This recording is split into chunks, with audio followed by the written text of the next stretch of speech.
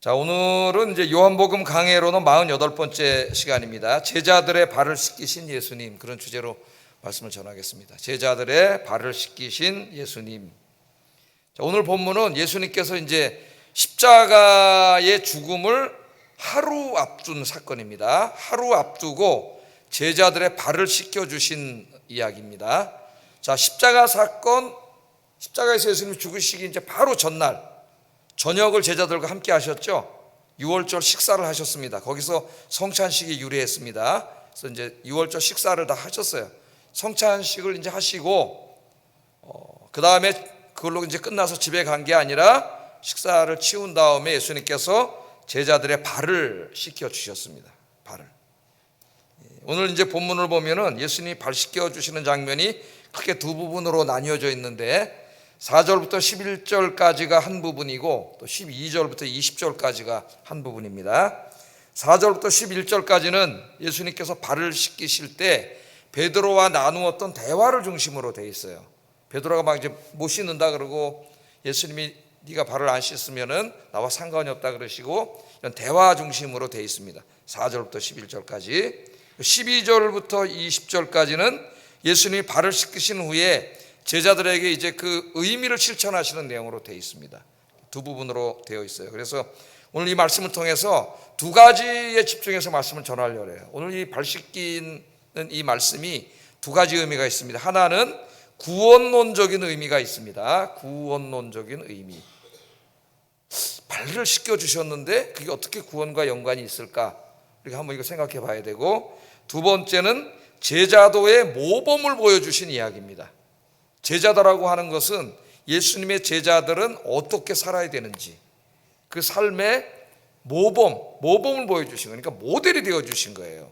발 씻김이 내가 주와 선생이 되어 너희들의 발을 씻겨준 것처럼 너희들도 다른 사람들의 어떻게 하라고요? 발을 씻겨줘라. 이것이 옳다 그랬습니다. 이것이 옳다. 하나님 앞에 옳다. 예수님 그렇게 말씀하셨어요. 이 두 부분에 초점을 둬서 말씀을 전하겠습니다. 자, 먼저 첫 번째, 예수님의 제자들의 발을 씻기신 것은 예수님의 십자가의 대속적 죽음을 의미하는 상징적인 행동입니다. 상징적인 행동. 그래서 구원론적인 의미를 가져요. 왜 그런가? 발을 씻겨주셨는데 그게 어떻게 예수님의 십자가의 죽음과 관계가 있고 우리의 구원과 관계가 있는가? 본문을 좀 자세히 살펴보겠습니다. 예수님께서 유월절 식사를 마치시고 이제 식사 마치시고 겉옷을 벗으신 다음에 수건을 허리에다 두르시고 대야에다 이제 물을 떠오게 하셨어요. 물을 떠오게 한 다음에 그 대야에다 물을 떠와서 제자들의 발을 한 사람씩 씻겨 주셨습니다. 한 사람 한 사람 이제 씻겨 주시고 물기를 수건으로 이제 닦으시고 이렇게 세족식을 하신 거죠. 기독교의 유명한 이제 상징적인 사역 중에 하나가 세족식입니다. 세족식. 그래서 수련회 같은 데 가면 이제 세족식을 많이 하게 되는데 세족식 할 때마다 은혜가 있어요. 아, 이거 막 발이 간지러워서 어떻게 하지? 그러는데 이상하게 할 때마다 그 은혜가 있더라고요. 막 사이가 안 좋던 사람이 화해가 되고 서로 섬기고 막 이런 역사가 일어나요. 이 세족식 할 때. 예배 시간에도 그냥 세족식을 하면 좋은데 시간이 많이 가서 할 수가 없습니다. 그래서 오래전에 제가 제자 훈련 시킬 때는 이제 그 세족식 하는 그 숙제가 있어요. 숙제. 그래서 아내분들 할 때는 남편 발을 씻겨주게 하고 남편분들이 할 때는 아내 발을 집에 가서 씻겨주도록 하고 그 감상문을 써오게 합니다. 감상문. 생전 처음 이제 아내의 발을 한번 만져보고 남편의 발을 보는 거죠. 손으로 만져보고. 굉장히 은혜가 있어요. 거기에. 하여튼 그런 차지해 놓고 일단 구원론적인 의미를 살펴보겠습니다. 발을 다 닦아주셨어요. 4절 5절에 나옵니다. 저녁 잡수시던 자리에서 일어나 겉옷을 벗고 수건을 가져다 허리에 두르시고 이에 대야에 물을 떠서 제자들의 발을 씻으시고 그 두르신 수건으로 닦기를 시작했다. 예수님 닦아주셨다. 근데 드디어 이제 한 제자 닦아주시다가 베드로 차례에 왔습니다. 베드로 차례가 몇 번째인지는 몰라요. 말하지 않았기 때문에. 하여튼 베드로 차례에 왔어요. 그래서 예수님 발을 이제 베드로의 발을 씻어주시려고 하는데 이 베드로가 이제 완강히 거부하는 거예요. 절대로 내 발을 씻을 수 없습니다. 그렇게 완강히 거부를 합니다. 6절에 보면 시몬 베드로에게 이르시니 베드로가 이르되 주여 주께서 내 발을 씻기십니까? 이 말은 주께서 내 발을 어떻게 주님이 내 발을 씻기실 수가 있습니까? 그런 말이죠. 여기에 그렇게 이야기를 하고 있습니다. 자, 베드로는 예수님이 자기 발을 씻기는 것은 하나의 도의적으로, 인간적으로 도저히 있을 수 없는 일이라고 생각을 한 거예요. 이거 왜 그러느냐? 당시의 유대 문화를 보면은 이 주인의 발을 씻기는 사람이 있는데 일반 종들도 발을 씻기지는 않습니다. 그런 의무가 없어요. 근데 종들 중에서도 최고 낮은 종들이 발을 씻겼다 그래요. 그러니까 유대인들이 이제 제가 만약에 유대인들의 뭐 좀 힘 있는 사람이고 종들이 있다 그러면은 그 종들 중에 유대인 종들이 있는데 유대인 종들은 발을 안 씻어요. 씻기지 않습니다. 근데 이방인으로서 종이 된 사람이 씻겼다 그래요. 그러니까 종들 중에서도 발을 씻기는 행위는 가장 낮은 급에 있는 종이 이제 가장 미천한 종이 씻기는 일이에요. 이 일이. 그런데 지금 누가 발을 씻기시고 계세요? 자신들의 선생님이신 예수님께서 제자들의 발을 씻기시는 거예요. 유대 사회에서 랍비, 선생님은 어떤 사람입니까, 여러분? 우리나라하고 비슷합니다. 우리나라도 옛날에는 선생님의 그림자도 안 밟는다 그랬죠. 선생님하고 임금님하고 부모님은 일체라 그랬어요. 일체 하나라고. 유대 사회에서 선생님은 대단한 존재입니다. 랍비는 대단한 존재예요. 그림자도 안 밟는 그런 존경하는 존재인데 그분이 지금 자신들의 발을, 그 더러운 발을 씻겨주고 있는 거죠. 네? 발을 씻겨주는 거예요. 그러니까 베드로는 이거를 인간적으로 도저히 받을 수가 없는 거예요. 네? 아니 선생님이 어떻게 내 발을 씻으려고 하는데 내가 이걸 인간적으로 도의적으로 이거 너무 황송해서 이걸 어떻게 내가 이걸 받을 수가 있습니까? 지금 그런 얘기입니다. 그러니까 베드로 생각은 제가 한번 써봤어요. 이런 생각일 거예요. 어떻게 선생님이 제자들의 발을 씻기실 수가 있단 말인가? 그것은 종들 중에서도 가장 낮은 종이 하는 일이 아닌가? 나는 너무 황송하고 죄송해서 예수님이 내 발을 씻기도록 가만히 있을 수 없다. 이걸 받을 수 없다. 그러니까 그 예수님의 선생님의 그 겸손하심과 그 위대한 사랑 앞에 이걸 도저히 그냥 양심적으로 받을 수 없는 그런 마음이 지금 베드로의 마음입니다. 자, 베드로가 이렇게 완강히 거부를 하니까 예수님이 이제 중요한 말씀을 하셨어요. 이 발 씻김이 가지고 있는 신학적 의미입니다. 중요한 의미예요. 구원론적 의미예요. 이렇게 말씀을 하십니다. 7절 8절 한번 읽어보겠습니다. 시작.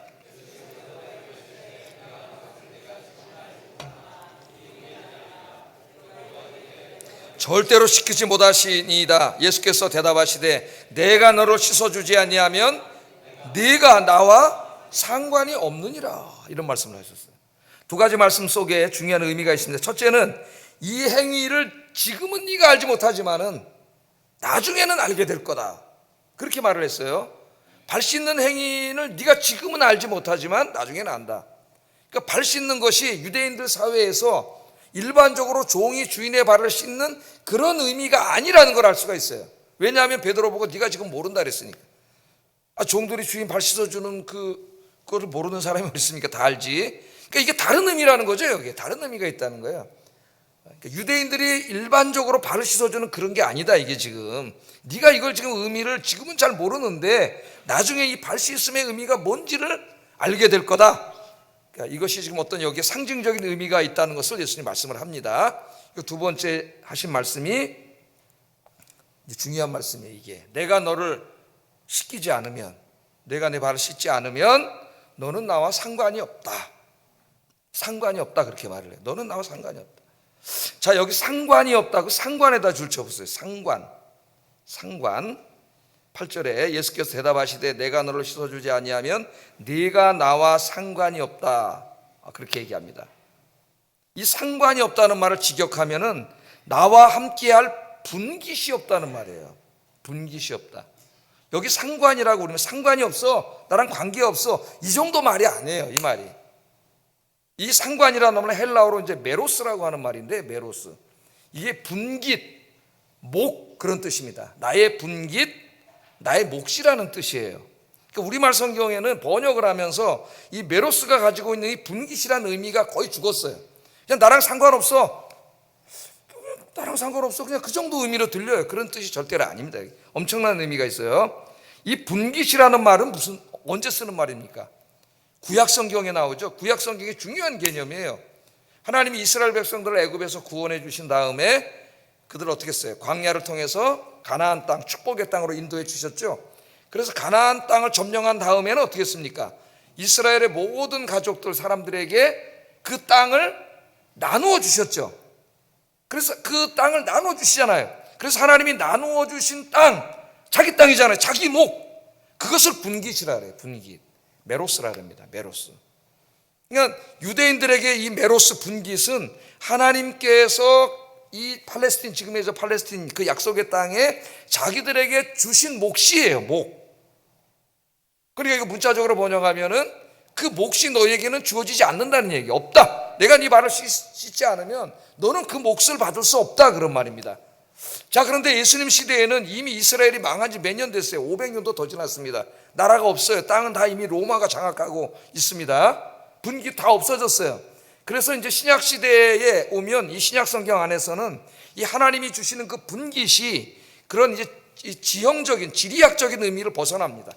팔레스틴 땅에 무슨 조그만 땅덩어리 하나를 준다는 의미가 아니에요. 신약 성경에서는.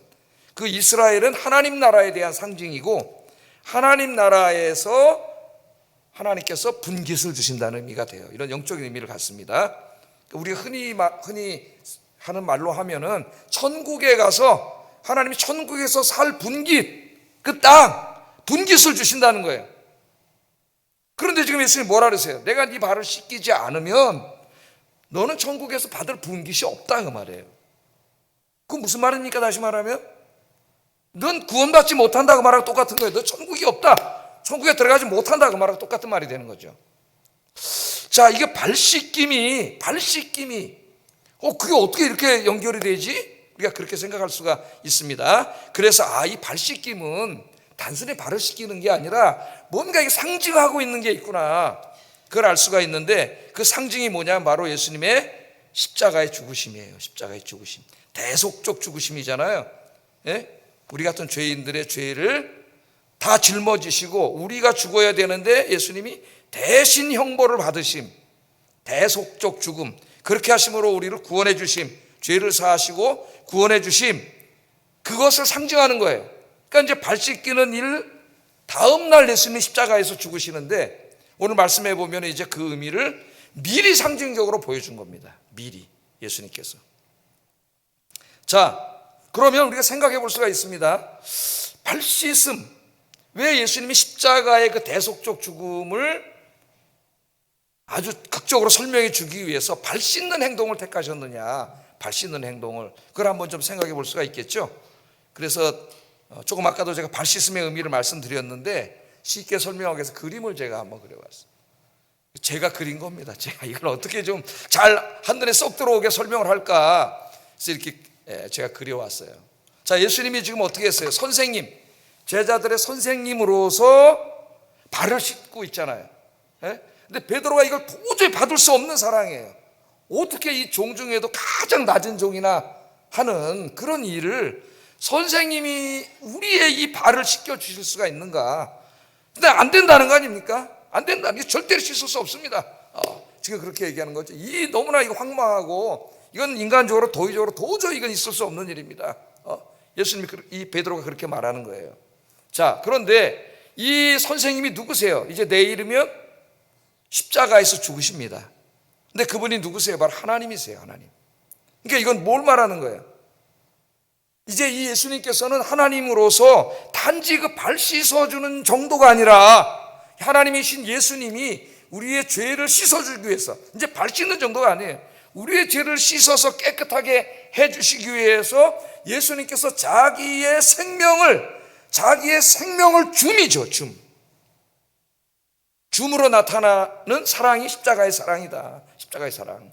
단지 발 씻겨주는 정도가 아니라 하나님이신 그분이 우리를 너무나 사랑해서 피조물인 우리들을 구원하시려고, 죄인을 구원하시려고 십자가에서 고난당하시고 자기의 생명을 주심. 그게 이제 이 발 씻기는 행사 다음 날 있을 예수님의 십자가의 죽음임을 예수님께서 미리 이걸 아주 드라마틱하게 보여주신 거예요. 오늘 여기서 우리가 뭘 생각해야 됩니까, 여러분? 선생님이 내 발을 씻어주시는 그런 일을 내가 당했다면 그 엄청난 그분의 겸손함과 그 위대한 사랑 앞에 우리가 감동하게 되고 감사하게 되고 그 일을 평생 못 잊을 거예요. 그래서 그 선생님 일만 생각하면은 굉장히 감사하고 감격이 넘치고 그러지 않겠습니까, 여러분?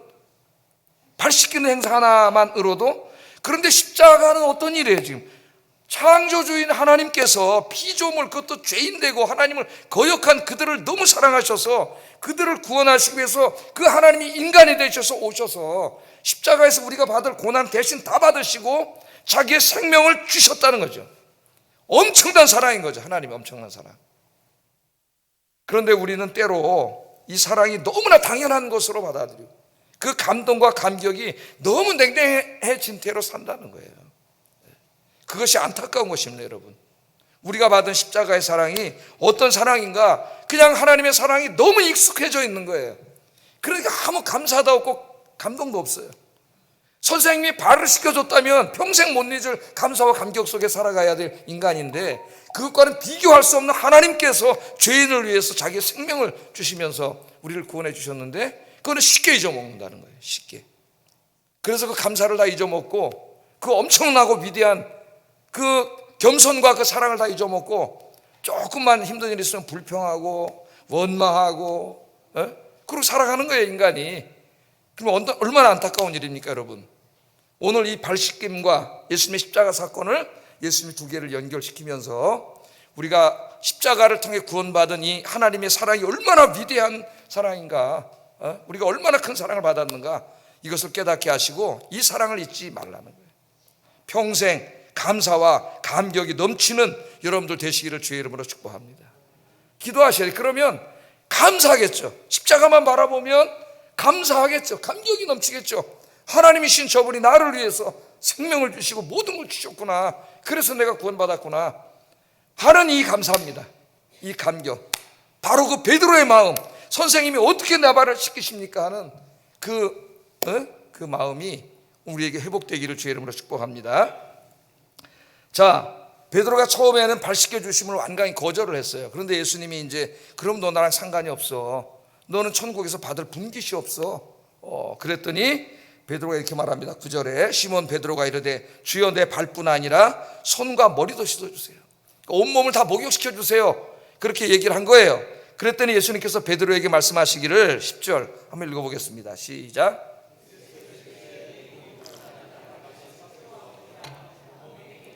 너희가 깨끗하나 다는 아니니라 하시니라.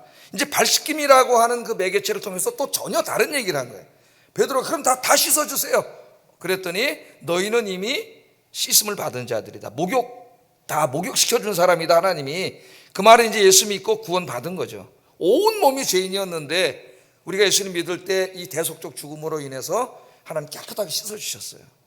씻어주셨습니다. 그러나 이제 우리가 목욕을 한 사람이라도 바깥에 나갔다 오면 발에 뭐가 묻어요? 먼지가 묻어요. 흙이 묻고. 그러니까 어떻게 돼? 발은 매일 씻어야 된다. 매일 씻어야 된다. 예수님이 그렇게 말씀을 한 겁니다. 그러니까 연결된 것 같지만 또 다른 교훈이에요. 그래서 우리 그리스도인들은 다 죄사함을 받았어요. 이미 깨끗함을 받았습니다. 그렇다고 죄와 전혀 상관없는 게 아니에요. 구원이 아직 완전히 이루어지지 않은 상태에서. 구원은 언제 완전히 이루어져요?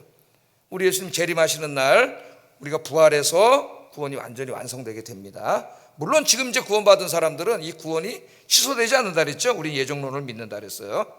그래서 우리가 다 구원을 받았어요. 근데 이 구원이 완성되지 않은 아직까지 이 공중의 권세 잡은 자 이 사탄이 사는 이 세상 속에 살면은 우리가 죄를 안 져야 되겠지만은 죄를 짓죠. 우리 연약함 때문에 매일매일 죄를 짓죠. 그래서 어떻게 하라 그랬어요? 제가 어떻게 하라 그랬어요? 하루 주무시기 전에 꼭 하루를 결산하고 주무시라 그랬잖아요. 그래서 하루 이제 잘 때마다 기도해야지. 오늘부터 30분 기도해야지. 저 방에 문 잠가놓고 혼자 기도해야지.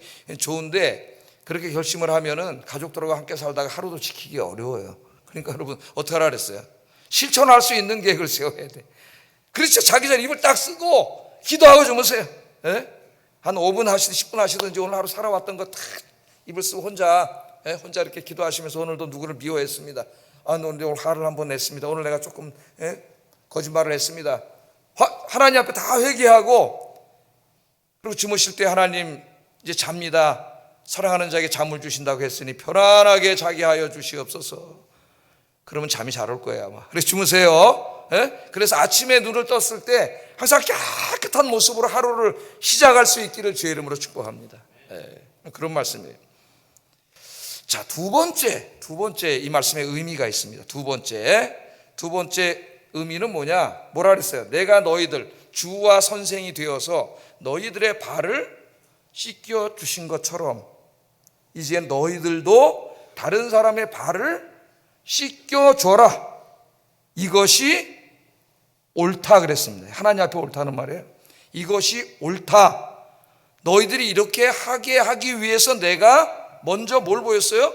하나님이신 그분이 피조물들을 위해서 목숨을 주는 섬김의 본을 보였고, 선생으로서 제자들의 발을 씻기는 본을 보였다. 내가 본을 보였으니까 너희도 그렇게 살아야 된다, 이렇게 말하는 거예요. 14절 15절 읽어봅니다. 시작.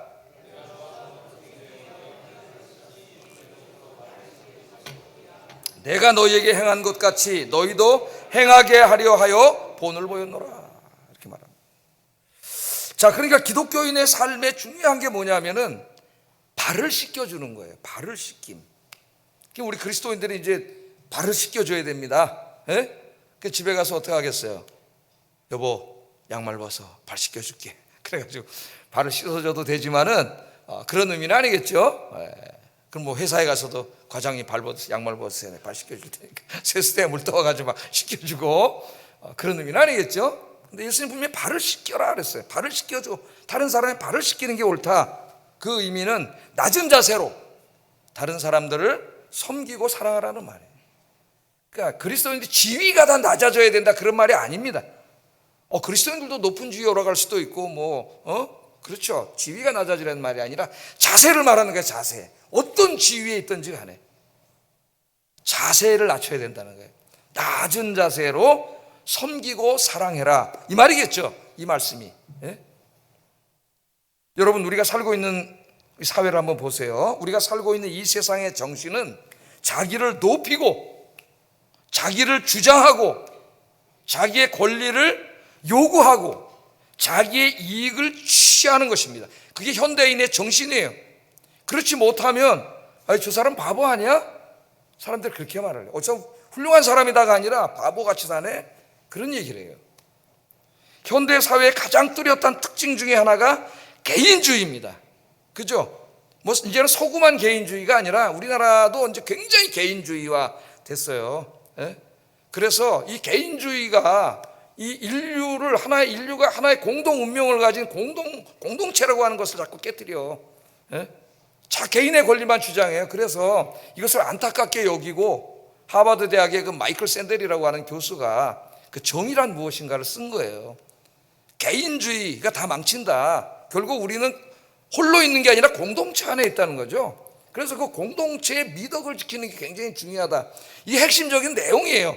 근데 책을 읽고 뭐 이런저런 얘기하는 사람들이 본래 그 의미를 다 파악하지 못하고 부분만 얘기하더라고. 이게 중요한 거예요. 이게 공동체.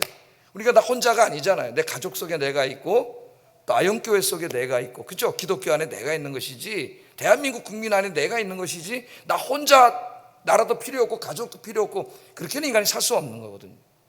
그런데 철저하게 개인화되고 있습니다. 개인주의. 현대의 정신은 자기의 권리를 옹호하고 자기의 주장을 내세우고 자기의 이익을 챙기고 자기의 뜻을 관철시키는 사람이 유능한 사람이라고 이야기하고 있어요.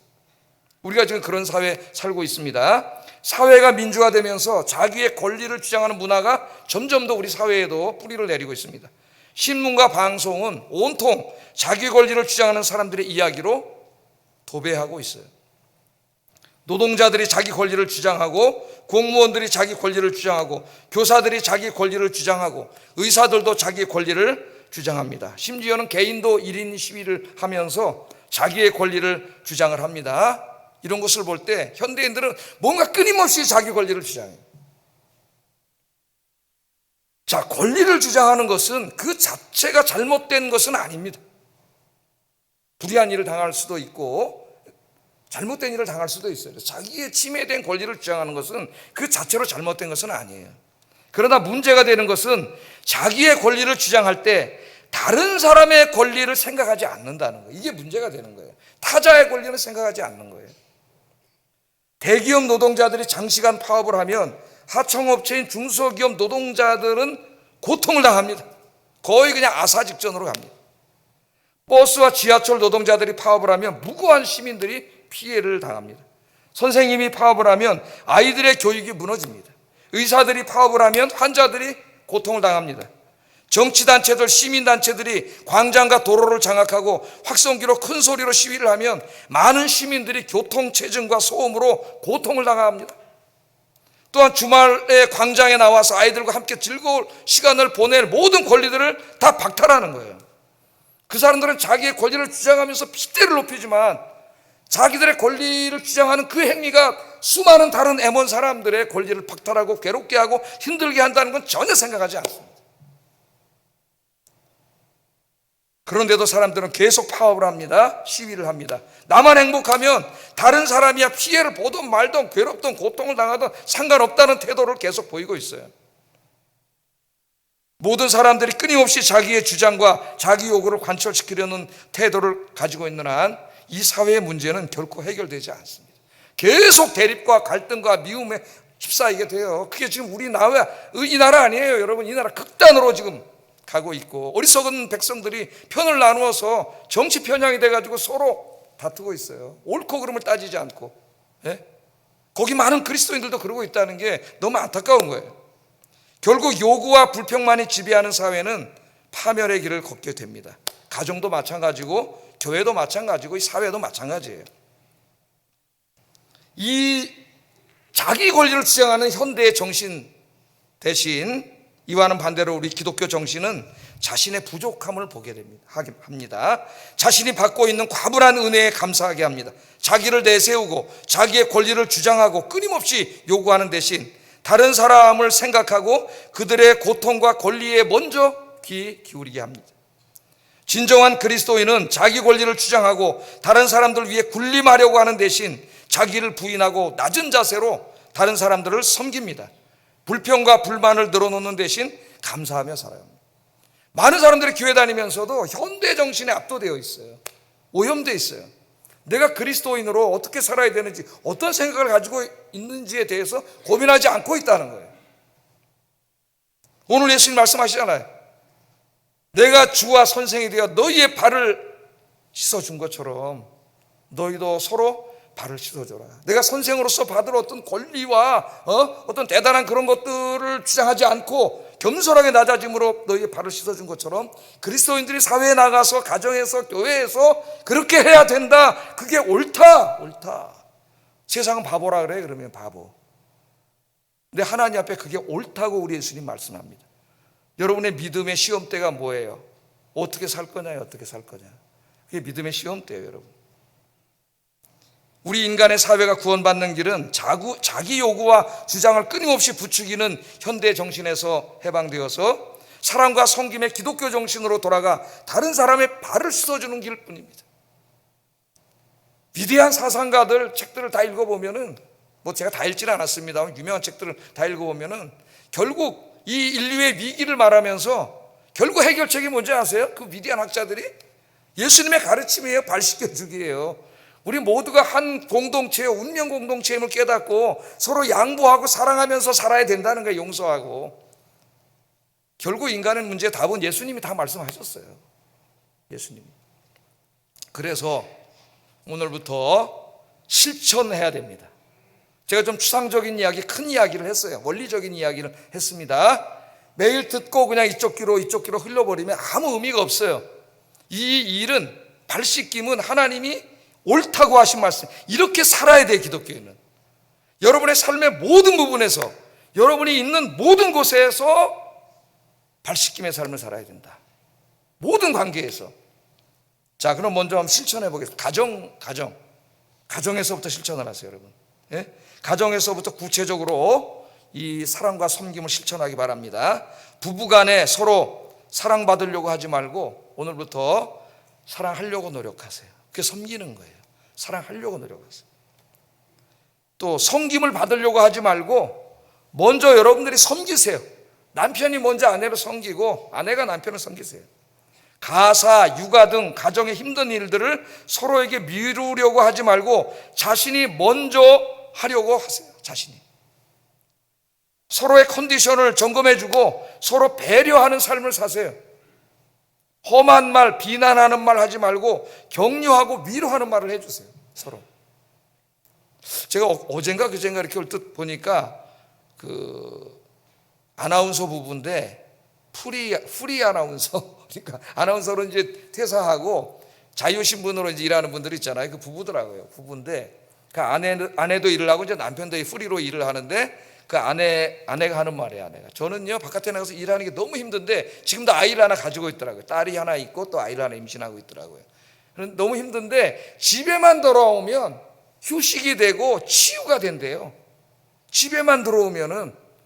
그러나 봤더니 남편이 너무 좋은 사람이야. 남편이 뭐 스파게티도 몇십 가지를 만들 수 있대요.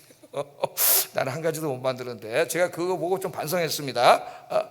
그 애기도 이쁘고, 그러니까 힘들다가도 집에 오면 휴식이 되고 치유가 돼. 야, 참 대단한 남편이다. 그럼 반대도 마찬가지예요. 남편들이 또 집에 돌아오면은 아내가 너무 좋은 아내여가지고 남편이 어떻게 돼요? 치유가 되고, 집에 오면 너무 좋다. 치유가 된다. 휴식이 된다. 그런 가정을 만드시기를 주의 이름으로 축복합니다. 그게 안 되면 어떻게 돼요? 남편 집에 들어오기 싫어갖고 자꾸 뒤로 돌면서 술 마시고 돌아다니다가 또 새벽에 들어오고, 부인도 집에 들어오기 싫어가지고 지금 들어오다, 이러면 어떻게 됩니까? 집이 지옥이 되는 거예요. 지옥이. 자기의 권리를 서로 주장하면은 이 집은 지옥이 됩니다, 여러분.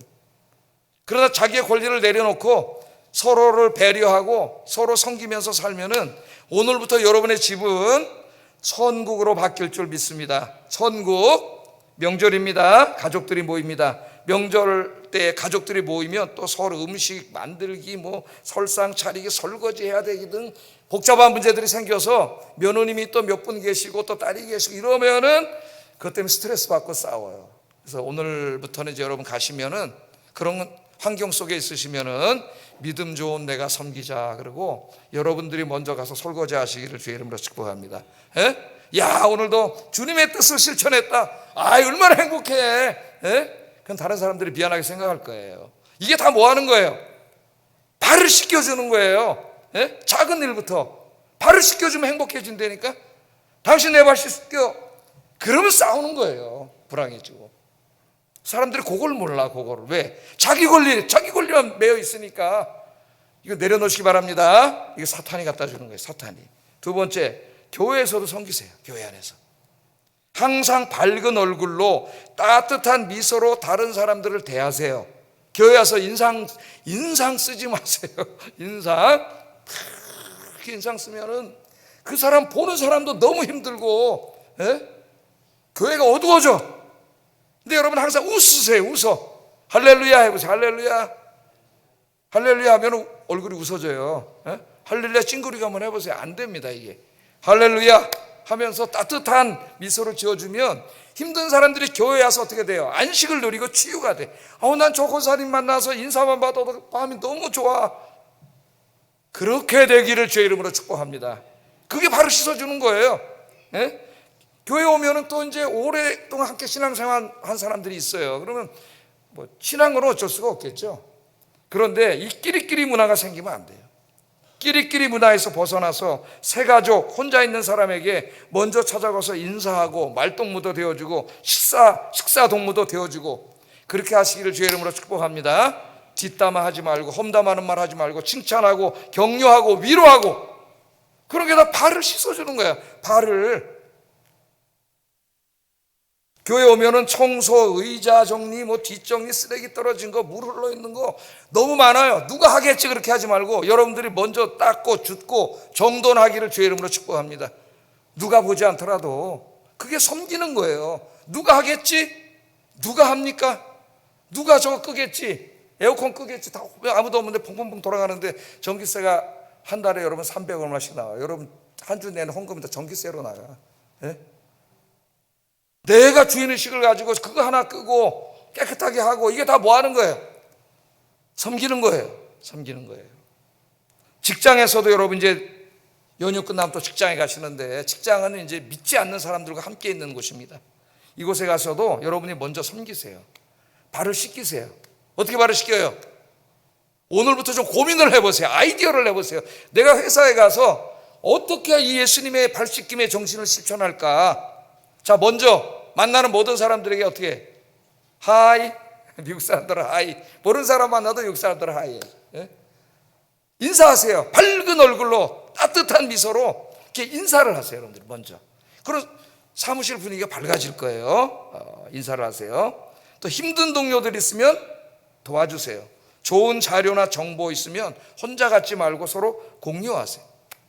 밥 먹으면서 다른 사람 뒷담화하지 말고, 부장님, 과장님 뒷담화하지 말고, 직원 뒷담화하지 말고 격려하고 칭찬하는 말을 많이 하세요. 그러면 여러분의 직장이 어떻게 될까요?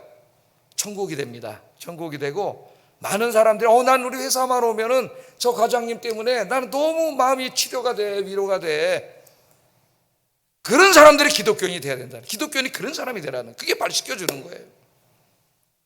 여러분, 이제 동네에 가서, 시장에 가서 이웃들과 함께 사는데 여기서도 우리가 발시켜줘야 됩니다. 발시켜주는 정신으로 살아야 돼요. 이웃을 만나면 항상 어떻게 먼저 인사 먼저 하시고 항상 웃음으로 대하세요. 따뜻한 밝은 미소, 따뜻한 미소로 여러분 대하시고요. 엘리베이터도 있다가 엘리베이터도 한번 문도 참 잡아주시고, 엘리베이터 타면은 먼저 인사하세요. 항상 먼저 안녕하세요, 저 5층에 사는 누구입니다. 여러분 먼저 인사를 하세요. 미국 사람들은 기독교 문화라서 그런지 항상 이렇게 엘리베이터 타거나 이렇게 길에서 이렇게 만나면은 어색하잖아요. 우리는 이러고 있잖아요. 핸드폰만 들여다보니까 아이 인사를 한단 말이에요. 아이 그러고 이제 어떻게 사느냐, 몇 층 사느냐 간단한 이야기를 해요. 우리 그리스도인들이 좀 먼저 인사를 하고 그랬으면 좋겠습니다. 또 주차할 때, 쓰레기 버릴 때 나 위주로만 생각하지 말고 좀 다른 사람을 배려하세요.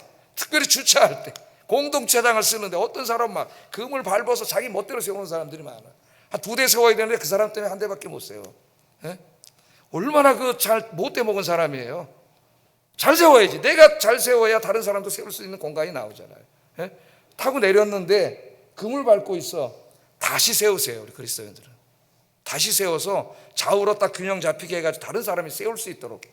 작은 것 하나도, 쓰레기 하나 버리는 것도 내 권리, 내 위주로만 하지 말고 다른 사람들의 권리를 먼저 생각하시는 저와 여러분 되길 주의 이름으로 축복합니다. 눈이 많이 와서 길이 미끄러우면 내가 먼저 나가서 빗자루로 쓸고 옆에 있는 염화칼슘도 먼저 뿌리고, 좀 휴지도 좀 줍고, 이렇게 공공의 이익을 위해서도 우리 그리스도인들이 먼저 섬겼으면 좋겠어요. 야, 그리스도인들은 너무 다르다, 너무 다르다. 우리 동네 저분이 이사 와서 너무 따뜻해졌어. 그런 사람들이 다 아영교회 교인들이 되기를 주의 이름으로 축복합니다. 자, 이제 57분이 설교를 마치겠어요. 제가 많은 적용을 구체적으로 했는데 우리 관계가 뭐 이것만 있는 건 아닙니다. 그 정신이 뭐예요? 발 씻겨주는 정신이에요. 발 씻겨주는 정신.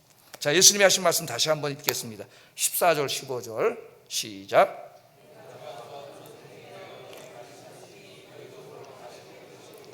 내가 너희에게 행한 것 같이 너희도 행하게 하려 하여 본을 보였노라. 잊지 마세요. 내 권리를 주장하고 싶은 마음이 확 들 때에 다른 사람의 권리를 먼저 생각하는, 발을 씻겨주는 삶을 사시기를 주의 이름으로 축복합니다. 기도하겠습니다. 예수님의 십자가의 그 크신 사랑과 은혜를 늘 기억하면서 정말 감당할 수 없는 은혜를 받은 자로서 그 감격과 감사가 늘 내 안에서 넘치게 하소서. 두 번째, 예수님의 제자들의 발을 씻긴 것처럼 우리도 다른 사람들, 내가 만나는 모든 사람들의 발을 씻어주는 겸손한 섬김과 사랑을 실천해야 돼요. 작은 것부터 실천하게 하소서. 기도하겠습니다. 사랑하시는 아버지 하나님, 감사합니다. 오늘 이 귀한 말씀을 통해서 주님이시고 선생님이신 예수님께서 제자들의 발을 씻기시는 이 겸손과 낮아지심과 이 섬김과 이 감당할 수 없는 사랑의 이 모습을 통해서 오늘 주신 말씀을 우리가 가슴 깊이 새기게 하시고, 나 같은 죄인 구원하시기 위해 십자가에서 하나님이신 우리 주님께서 고난당하시고 죽으신, 생명을 주신, 그렇게 해서 나를 구원해 주신 그 감당할 수 없는 놀라운 은혜에 대하여 늘 감사와 감격이 넘치는 삶을 살게 하여 주시옵소서. 이 감당할 수 없는 사랑을 받은 자로서 나도 이제 예수님처럼 다른 사람들을 낮은 자세로 섬기고 사랑하며 살아가는 저희들이 되게 주님 인도해 주시옵소서. 예수님 이름으로 기도드립니다. 아멘.